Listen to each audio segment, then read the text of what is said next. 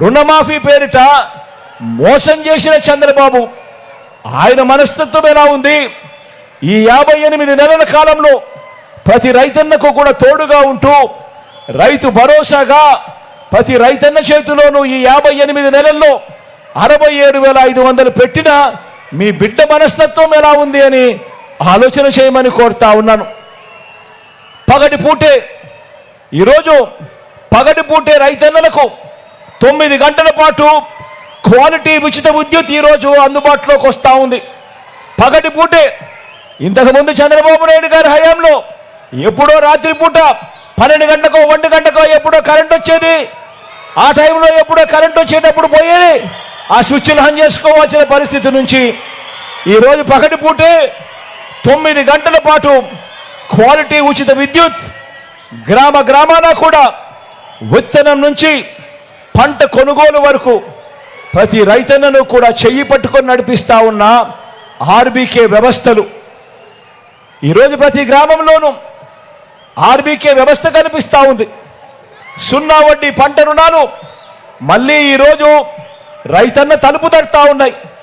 రైతన్నలకు ఈరోజు మొట్టమొదటిసారిగా ఆర్బీకేల ద్వారా ప్రతి ఎకరా ప్రతి పంట ఈ క్రాప్ చేసి రైతన్నలకు మొట్టమొదటిసారిగా ఎప్పుడూ చూడని విధంగా రైతన్నలకు ఉచిత పంటల బీమా ఇస్తా ఉన్న ప్రభుత్వం కూడా ఇప్పుడు మాత్రమే అని చెప్పి తెలియజేస్తా ఉన్నా.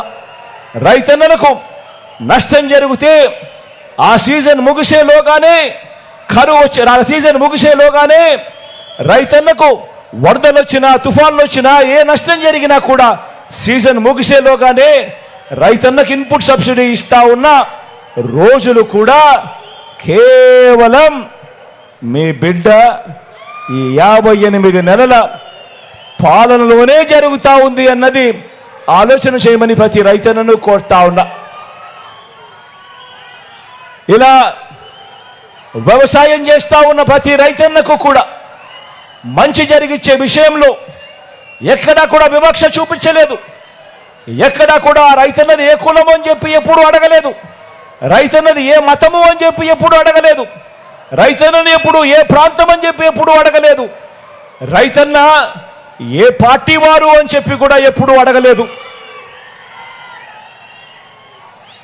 రైతన్నను రైతుగానే చూశాం, రైతన్నను రాజుగానే చూశాం, రైతన్నను గుండెల్లో పెట్టుకొని పరిపాలన చేసిన రైతు పక్షపాత ప్రభుత్వాన్ని మనది అని కూడా చెప్పడానికి గర్వపడతా ఉన్నా.